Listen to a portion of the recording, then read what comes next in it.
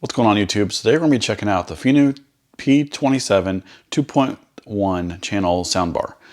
Down here it says feel the sound. So they want you to feel the sound, saying it's going to be a good sounding soundbar, and we will check that out today and find out. So this is a 2.1 channel soundbar, meaning it's got left and a right channel for stereo sound coming out of the actual soundbar, which most soundbars have that capability. It also has a subwoofer, a 5.25 inch subwoofer. And I'm not sure if it's wired or if it's actually wireless. We'll check that out ourselves when we get into it.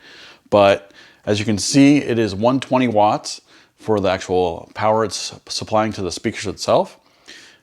And looks like it can go over HDMI and optical. And also it does have Bluetooth 5.0. So let's go ahead and open the box and see what you get in the box. All right, for starters, you get the setup guide here.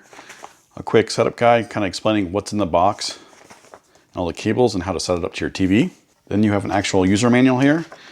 So that way, if you have any questions about how to set it up or anything on the specifics, as you can see here, this is, it's got a Bluetooth, auxiliary, HDMI, as well as an optical and USB, as well as got the optical. It has a cord we'll see in the box for RCAs as well. It does have 2.75 inch drivers for the speakers itself. So there's two of those on each side, or one on each side. The audio output is 30 watts per speaker plus 60 watts for the actual subwoofer itself. So you got 30 watts per actual speaker and then 60 watts for the subwoofer, equaling 120 watts RMS. So it does say here Bluetooth version is 5.0, so the range is about 10 meters. Bluetooth 5.0 actually goes pretty far out versus 4.0, so it has the newest version of Bluetooth, which is really nice. And then you got the dimensions here itself. They're in millimeters, so 160 millimeters wide, 76 millimeters high, and 78 millimeters deep. And then the subwoofer itself is 115 millimeters wide, 420 high, 250 millimeters deep as well. And then the Bluetooth frequency, which no one really cares about probably, is 2402 megahertz to 2480 megahertz. And a little bit of troubleshooting guide here if you have any problems with actually getting it set up. Here's the actual remote itself, and the buttons themselves are really easy to press, and you can tell, like sometimes when you're pressing on a button on the side here, you can't really tell if you're pressing the center button or the left button, but this one is very pronounced. And it looks like you have 4 different preset equalizer buttons here, so that way you can do music if you want to listen to music, news, movie, and it looks like maybe 3D. That way they're preset for the frequencies and everything and all the sound to make it sound very well how it's supposed to be. So obviously if you're listening to music, it's going to be a little bit different than watching a movie, and then watching a movie and watching music or listening to music and news. They're all three going to be a little different. 3D, I'm assuming that's probably more style of, in all reality, I don't know. If you know what 3D means, go ahead and put it in the comments below for everybody else to find out. I really don't know. We'll have to test it out when we get this soundbar up and running. So they do provide you with, looks like 2 little foam pads with a circle in the middle. Probably, maybe for the subwoofer or the actually soundbar to set it onto, say, a table or something like that, so it doesn't vibrate on the table. They give you 2 little felt gloves. I'm assuming that this speaker and soundbar is probably very shiny. Let's see if it even fits my hands. Yeah, fits pretty well. I don't really know why you would use this, maybe to install it and that way it's done. You don't have to worry about fingerprints. They provide you with an optical cable for the audio itself, which is really nice. They provide you with an HDMI cable, which is really nice. And then here's an auxiliary cable, so you can actually hook this up to, looks like left and right on the actual RCAs here. Doesn't have video on here. I guess you wouldn't need video. You would just hook up the RCAs for the audio right to this, and the video to wherever what device you're using to watch it with. So that way, if you're using an old school, maybe you're watching or playing a Nintendo game or something, some old school gaming device, you can actually use this to get your sound through your soundbar. Then they have 2 large screws with 2 wall anchors, drywall anchors. So that way, if you wanted to mount the actual soundbar to the wall, you can actually do that, and you don't have to actually hit the studs. I don't know if you can see this, but they actually have, it's a mounting plate template. So you can actually put this against the wall, make sure it's level, and drill your holes through the holes here. There's a hole there, and there's a hole there. So that way you know exactly where that's going to be and where it's going to fit. And this is the actual size of the sound bar. So that's really nice. And this is not paper, this is cardboard. So that's very sturdy. Here's the actual subwoofer. Whoa, there we go. It's got rubber feet on the bottom. They're really sticky. Here's the subwoofer itself, the 5 1/4 inch here. And you got the little woofer spot here, or the air spot, air cone. And that's shiny. This is not. This is all flat black. The actual woofer cone is actually shiny. And you got the felt for the actual subwoofer. And on the back itself, there's nothing else except the input for the wired input to the soundbar. So this is not wireless. This is actually hooked up through the wire. That is one downfall to this, but I think for the price, it wasn't too bad to actually have a cable hooked up to it. I don't think they really expect this to be any high quality, super high quality device itself, but it does not have wireless hookup for the subwoofer. You actually have to hardwire it in. There is no power hookup for this. I believe it's powered by this as well, so it's powered by the actual soundbar itself. So here's the soundbar itself. So it does, this one already has rubber feet on it too as well. So I don't know what those foam pads were. Maybe they were for against the wall. They might be against the wall so it doesn't vibrate the wall. I bet you that's what it is. Yeah, I bet you that's what it is. Because they'll go long ways here and you'll put the hole there. So that way it doesn't vibrate against the wall. That's actually nice. I don't think my other soundbar that I bought from like Sony didn't have those. But anyways, so you got the logo right here. And all of this is speaker grill. And you can see right here, kind of, I don't know if you can see it on the camera itself, but you can see right there that it actually has a LED screen behind it. So it tells you if it's on, what volume level and all that is on. And on the back side, got my gloves on. But on the back side, you got the hooks here. Took it on the wall if you want to, the rubber feet on the bottom. Most of the shiny stuff is on the back side and the bottom side, which is really weird. It's actually on the side too, but it's not on the front or the top, except right here. So not a whole lot about it. Then you see right here, you have the HDMI hookup right here, optical and auxiliary. And then you have the subwoofer out right here that powers the subwoofer. So it's really nice is these are in-stay, kind of indentioned end. I guess that would be the right word for that, indention end. This has got an indention, so you can actually put the cables behind it. And then when you mount this to the wall itself, your cables will be behind this, and you can actually tie them up behind here if you wanted to. Then you have the power cable itself here. So on the side here, you got the name of the actual soundbar, the Pheanoo. You got a USB port right here.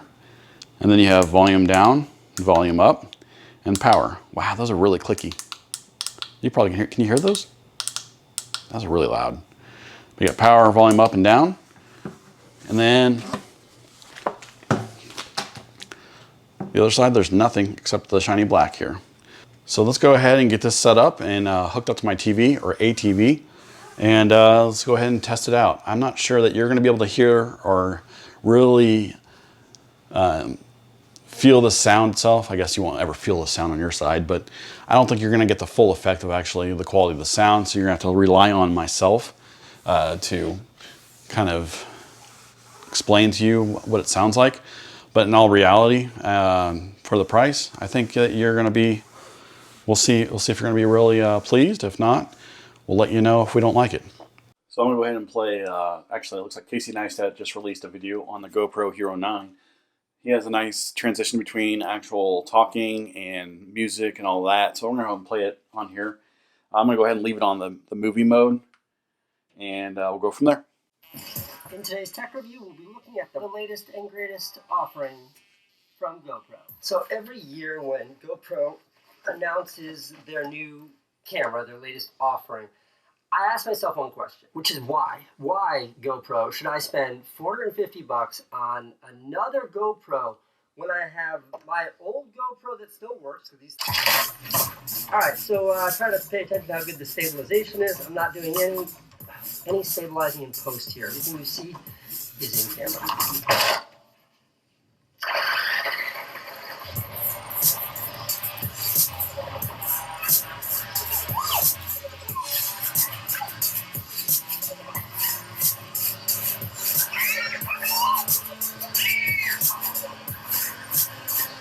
so now you can kind of get a feel of what it sounds like. I will say this, that it does a very good job of separating left and right channels, what a TV really doesn't get you, because sometimes TVs have just one speaker.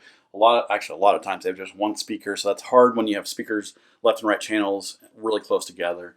Some speakers have, some decent speakers, TVs have a left and right channel further away from each other. That's when you get in the higher end quality TVs. There are some TVs in the cheap range that actually have left and right, a true definition of that. But with the soundbar, you're going to get left and right. And they're spread apart. So this one's spread apart, just like every other soundbar, and that's what they're really going for on soundbars. Also, you're not going to get very good subwoofer sounds out of a TV itself, because your subwoofer is actually coming out of your mid-range speaker, I guess you would say. I don't think they have actual subwoofers. So you're going to get out of this 5.25 inch subwoofer. So you're going to get really good, decent bass for what you have for a soundbar and a subwoofer out of your TV, or what the TV is going to produce. So I want to show you why I think that the LED behind the grill is not the best idea. I like how it's sleek like that when it's off. So when the actual thing is off, it disappears. Well, it will disappear. So it's gone. So it's, I mean, if you have this in your living room, all someone's going to see is the P for the logo, and then they're going to see the speaker grill itself. When it's on, you're obviously going to see what's actually on there. So it kind of hides it when it's off. But I'm going to go ahead and show you how hard it is to see what you're actually choosing menu-wise on here. So as you see right now, we're just on, I think it's OP. It says OP. See how you can't really tell. You can kind of tell what it is, but you really can't tell that well. It's not very clear. But it's on OP for optical. That's what we're using to hook up the TV to it for the sound. But if I switch it input to auxiliary, see, you can kind of see a U. It actually shows up fairly well there. Bluetooth, BT. There we go. HD for HDMI, I'm assuming. It looks like there's 2 digits here that it goes off of. But if you go to like, change it to movie. Well, it's not changed. There we go. E1. You can really see E1 on there. I'm assuming that's equalizer 1 for music, equalizer 2 or 3 for news, and equalizer 2 for movie. You can kind of see that a little bit better, but it doesn't show up very well. Oops, keep going through them. If you're looking at it, and especially if you're looking at it at different angles. So that's one of my biggest gripes with this actual unit itself, is clarity of the menu here, the LED menu. You're probably not going to see it very well across the room if you're in a living room, a large room, or anything like that. But it does show. Sometimes it shows up really well. Sometimes it doesn't. It depends on the menu you're using on your actual remote itself. I forgot to put the back piece on this. They actually do come with a back piece. But either way, so as you can see, sound is pretty good. I would say I'm not high on audio by any means, but I would say for the normal person, the average person, I'd say it produces a decent sound for audio as far as low, mids, and highs. I will say that there are some things that I don't like about it. Like I said, the LED display, the short power cable, and then could have used a wireless subwoofer. It may put more money onto the price of the actual unit itself for that, but this doesn't really give you much room to put the subwoofer, like say in the corner of your room. In all reality, all the features that they provide you, basically the button functionality on the side here, they're very easy to get to.